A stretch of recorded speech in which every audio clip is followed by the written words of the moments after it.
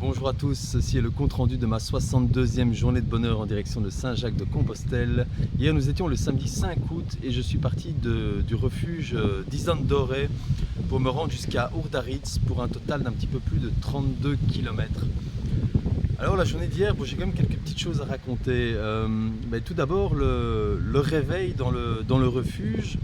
Mais avant de vous parler du réveil, je voudrais insister sur quelque chose qui s'est passé la veille quand je suis arrivé au refuge. Les quelques derniers kilomètres avant d'arriver au refuge, donc en soirée, le temps n'était pas bon, les chemins étaient difficiles et souvenez-vous, je vous avais expliqué que j'avais décidé en soirée donc, de faire l'escalade de la route vers Roncevaux puisque je n'avais pas trouvé ma place dans un refuge pour pèlerins, ou devrais-je dire, je ne me suis pas senti à ma place.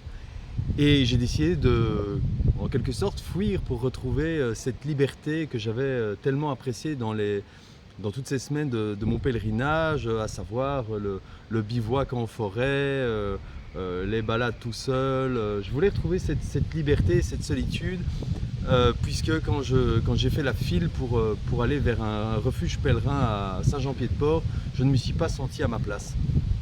Et les quelques derniers kilomètres avant d'arriver au refuge, il faisait vraiment pas beau, hein. J'étais en altitude, il faisait froid, il pleuvait, la route était boueuse.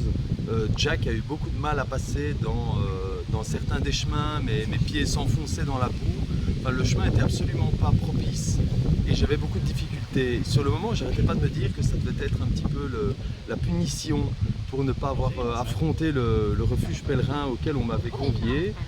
Et voilà, c'était l'impression que j'avais eue avant d'arriver au refuge. J'avais l'impression que c'était ma punition pour ne pas avoir affronté le monde au refuge pèlerin. Et bien quand je me suis réveillé au refuge d'altitude, donc à 1300 mètres d'altitude, donc hier matin, je me suis rendu compte qu'en fait ça avait été plutôt ma récompense. Ma récompense pour avoir suivi mon intuition, ma récompense pour avoir suivi mon intuition d'avoir quitté un endroit où je ne me sentais pas bien. Alors ça ne voulait certainement pas dire que je devais rester là-dessus tout au long de mon pèlerinage et éviter le monde, mais en attendant, à ce moment-là, à Saint-Jean-Pied-de-Port, je n'étais pas prêt à affronter cette masse de pèlerins dans le refuge. J'ai préféré partir parce que je m'y sentais pas bien. Et parfois, partir, c'est une forme de courage aussi. Après, bien sûr, il faut savoir affronter ce qu'on n'aime pas et sortir de sa zone de confort. Je reviendrai sur le sujet de la zone de confort dans un petit instant. Donc quand je me suis réveillé dans ce refuge, j'ai aimé ce qui s'est passé. On s'est réveillé, moi et l'Écossais, donc cet homme un peu plus âgé que moi qui était en train de faire la traversée des Pyrénées. On s'est réveillé vraiment de bonne heure, je pense qu'il devait être 5h30. On a allumé nos lampes frontales en couleur rouge. C'est une option, donc la lampe frontale, généralement les bonnes lampes frontales ont la possibilité d'avoir les lumières blanches, traditionnelles comme une lampe de poche standard, et la lumière rouge sert en fait à ne pas aveugler. Du coup c'est connu quand on est dans des refuges ou qu'on bivouaque avec des gens, quand le matin on veut éclairer quelque chose et qu'on ne veut pas réveiller tout le monde, on utilise la lumière rouge, elle n'est pas aveuglante. Donc on s'est réveillé, l'Écossais et moi-même vers 5h30 je dirais, on a enclenché nos lampes rouges et on a commencé à préparer nos affaires, à se préparer notre café tout en laissant le plus jeune, l'anglais, dormir encore un petit peu. Alors rien que cette expérience-là, elle était chouette. Elle était vraiment chouette, cette ambiance du refuge d'altitude, entouré par des randonneurs d'altitude. C'était vraiment une ambiance vraiment très sympathique. Et puis quand l'anglais s'est réveillé, nous avons, comme d'habitude, papoté, bu le café ensemble. Et cette rencontre qui a eu lieu donc la veille de manière tardive, puisque moi je suis arrivé à 21h15 dans le refuge, dans le brouillard et de manière inattendue pour l'Écossais puisqu'il ne s'attendait pas à voir quelqu'un arriver à cette heure-là. Et puis encore plus tard, l'anglais qui est arrivé, je dirais vers le coup de 22h, 22h30.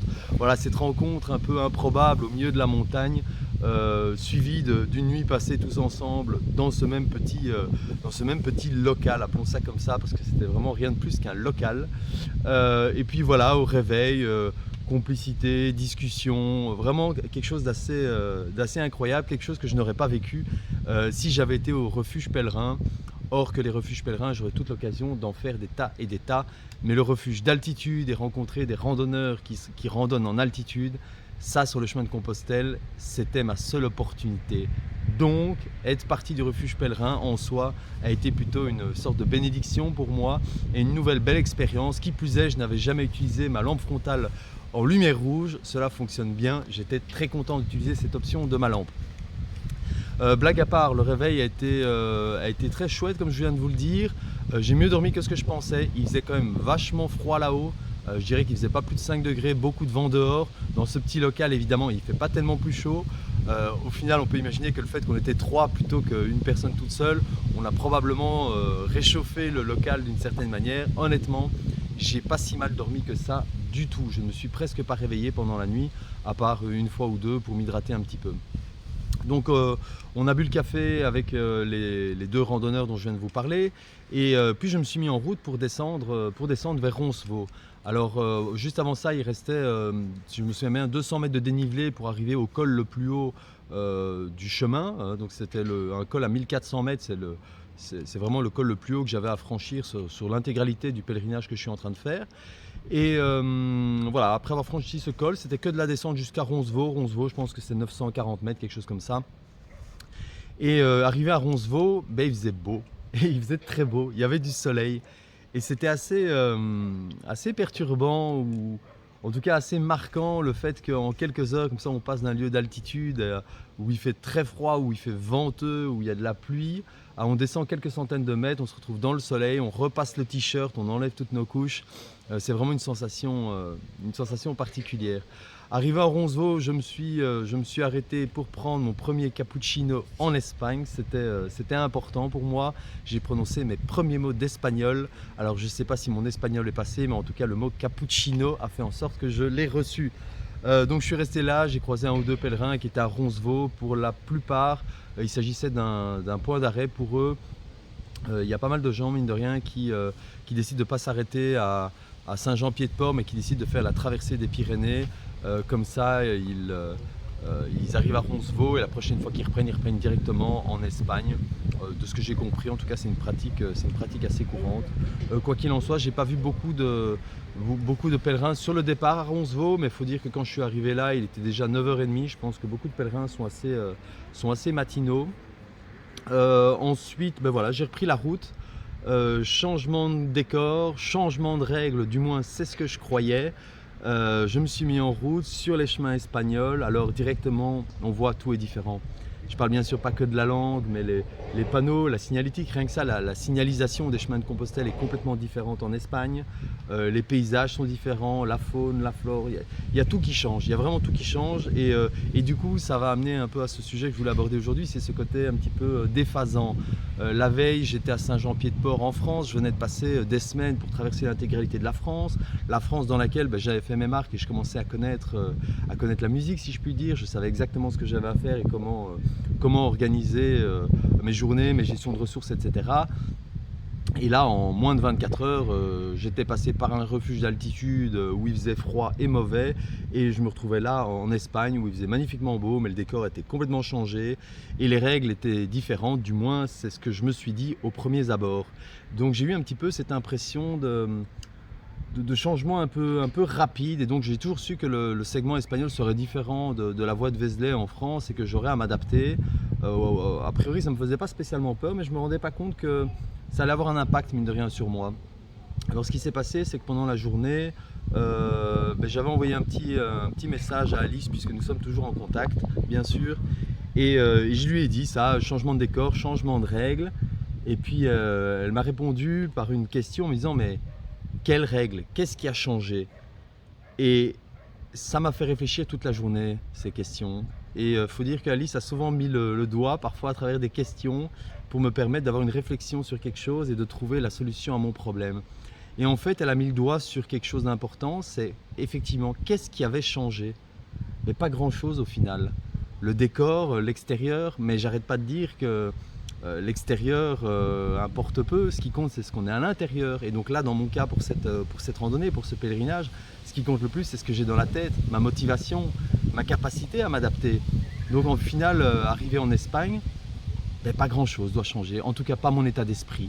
Et donc je dois dire qu'hier j'ai quand même eu un petit passage, je vais pas dire je ne vais pas dire de déprime, ce serait beaucoup trop fort, mais il y a quand même eu un micro passage à vide, de questionnement sur la suite. Heureusement pour moi, ce genre de questionnement, ça ne dure pas trop longtemps. Je réagis, je m'adapte et je repars. Mais je dois le dire, il y a effectivement eu un passage un petit peu particulier où je me suis posé des questions sur mon arrivée en Espagne et je me suis demandé comment ça allait se passer. Et bien au final, j'en suis arrivé à la conclusion que ça allait très bien se passer et que le meilleur moyen pour faire en sorte que ça continue de bien se passer, c'était de continuer ce que je faisais si bien depuis le début, c'est-à-dire m'adapter et faire ce que j'ai à faire pour que tout se passe bien.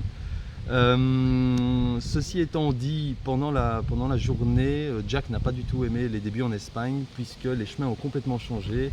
Nous sommes passés dans beaucoup de chemins très rocailleux et il avait beaucoup de mal à passer. Il se trouve qu'il y avait énormément de rochers, même des séries de lames de rochers qui étaient extrêmement pointues et hautes. Et Jack a eu beaucoup de mal à passer à certains endroits, donc Jack m'a confié qu'il n'a pas du tout aimé notre arrivée en Espagne. Ceci dit, il est passé partout, je n'ai jamais dû le prendre sur le dos, mais j'ai quand même dû le manipuler pas mal. Donc pour ceux qui ne savent pas, Jack c'est mon chariot, hein. C'est mon chariot que je manipulais. Mon chariot. Et donc j'ai dû manipuler Jack avec beaucoup de précautions par moment pour éviter de l'abîmer, même si je crois qu'il a bien plus de ressources que ce que je ne pense. Mais j'ai pas envie de prendre de risques et j'ai pas envie de risquer de l'abîmer, ce serait trop bête. Donc dans certains chemins, j'étais vraiment au ralenti. Ça m'a aussi, pendant la journée, donné une espèce d'impression d'avancer au ralenti, puisque j'ai l'habitude, quand je suis lancé sur route, de marcher assez vite. Et là, dans des chemins où si j'avais eu un sac à dos, je serais passé relativement facilement. Là, avec Jack, ça passait. Mais je devais manœuvrer et manœuvrer voulait dire ralentir. Donc la journée passait, j'avais pas l'impression d'avancer des masses et donc voilà, c'était pas la meilleure de mes journées. J'ai pas perdu mon sourire, mais je me posais des questions, j'ai un peu galéré avec Jack dans certains chemins. Mais voilà, au final, je crois qu'une de mes craintes aussi, c'était maintenant le logement, ça se passe comment? J'ai l'habitude de bivouaquer, beaucoup de gens m'ont dit qu'en Espagne c'était interdit, etc. Au final, je me suis quand même pas mal renseigné sur ces histoires de bivouac en Espagne. Et puis, de ce que j'en ai compris, au final, moi, ce que je vais retenir, c'est que plusieurs personnes m'ont dit ceci. Ils m'ont dit, c'est peut-être interdit, mais c'est pas interdit de le faire, c'est interdit de se faire prendre. Alors, attention, loin de moi l'idée de faire quelque chose d'illégal. Et d'ailleurs, le simple fait d'appeler ça quelque chose d'illégal, ça me déplaît déjà assez. Mais je peux imaginer que dans des zones où on demande aux gens de ne pas faire de bivouac, surtout sur les chemins de Compostelle ici en Espagne, ça va éviter d'avoir du camping de masse où les gens ne respectent pas les règles, où ils mettent leur tente n'importe où, ils la mettent tôt, ils partent tard, en gros faire presque du camping sauvage plus que réellement du bivouac.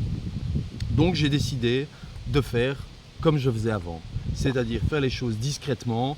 Et donc, quoi de mieux pour se remettre en confiance en Espagne et que commencer mon chemin espagnol, le chemin français, que par une soirée de bivouac. Donc j'ai trouvé un endroit qui était tout à fait approprié. J'ai planté ma tente, il était 22 h au moment où il faisait quasi noir. J'ai planté ma tente, une fois ma tente mise, elle est invisible. J'étais à un endroit où je dérangeais personne. D'ailleurs, j'ai passé 2 heures à cet endroit avant de planter ma tente. J'ai juste vu passer un cycliste sur un chemin, d'ailleurs sur le chemin de Compostelle, je n'avais vu personne. Donc j'ai décidé de bivouaquer à cet endroit-là en me disant que je ne dérangeais au final personne.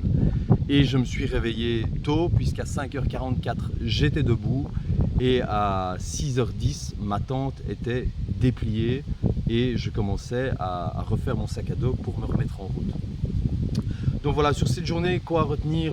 Une très jolie descente de mon refuge d'altitude, un changement de météo complet, l'arrivée réellement en Espagne puisque je suis arrivé dans mon premier village espagnol, à savoir Roncevaux au matin où j'ai bu mon premier cappuccino. Une petite, je veux dire, légère baisse de morale qui n'a pas duré longtemps parce que je me suis quand même posé des questions.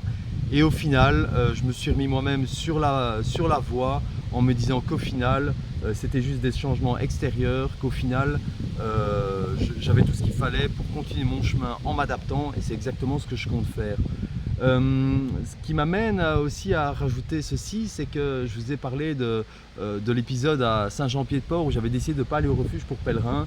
Ça m'a quand même trotté le fait que je n'avais pas été prêt, que je ne m'étais pas senti prêt pour aller dans cette masse de pèlerins logés au même endroit. Moi qui avais eu l'habitude à autant de solitude et à mes petits coins de bivouac en nature. j'ai bien l'intention de continuer aussi cette deuxième chose que je fais très bien depuis le début de mon pèlerinage, c'est me mettre hors de ma zone de confort. Puisque pour ceux qui me suivent depuis le début et ceux qui me connaissent, je n'ai jamais randonné comme ça, je n'ai jamais fait de bivouac avant. Toute cette expérience des chemins de Compostelle en partance de Bruxelles, ça a été quelque chose de nouveau pour moi. Donc je suis sorti de ma zone de confort au moment même où j'ai quitté mon domicile à Bruxelles et je m'en suis bien sorti. Et je vais continuer comme ça. Alors oui, peut-être qu'à un moment, j'étais pas prêt à aller affronter quelque chose qui ne me plaisait pas sur l'instant, mais je crois pas en le hasard des choses, ça avait ses raisons, ça m'a permis de profiter d'une très belle expérience.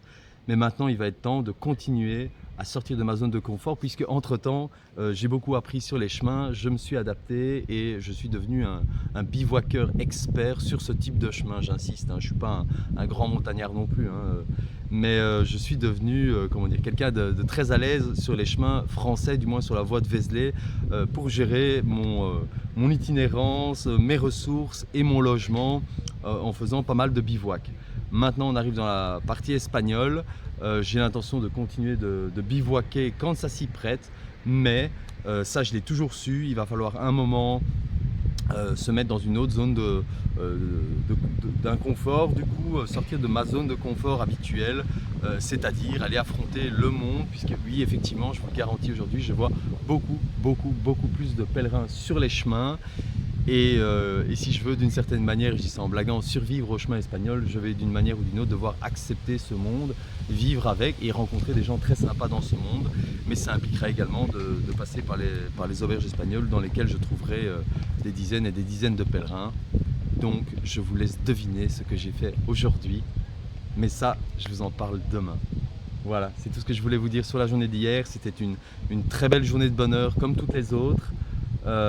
Mais voilà, j'avais dit que je dirais la vérité. Il y a eu une petite réflexion, peut-être pas un doute, mais voilà, une petite réflexion à un moment sur mon chemin. Mais c'est vite passé. Je savais aussi que j'étais très fatigué, je dors pas beaucoup ces jours-ci, j'avais fait pas mal de kilomètres et j'avais besoin d'une bonne nuit de sommeil. J'ai fait une bonne nuit de bivouac, j'ai dormi dans ma tente et là l'effet magique est arrivé. Je me suis réveillé ce matin en forme, extrêmement positif, heureux d'être là, prêt à affronter encore une belle journée de bonheur. Que dis-je affronter? Profiter, savourer le moment, comme dirait Alice, savourer le moment à chaque instant de ces magnifiques journées sur les chemins de Compostelle. Sur ce, je vous laisse, je vous dis à demain pour vous raconter la journée d'aujourd'hui qui était vraiment sympa aussi et qui n'est pas finie d'ailleurs. Et en attendant, je vous souhaite à tous un très bon chemin.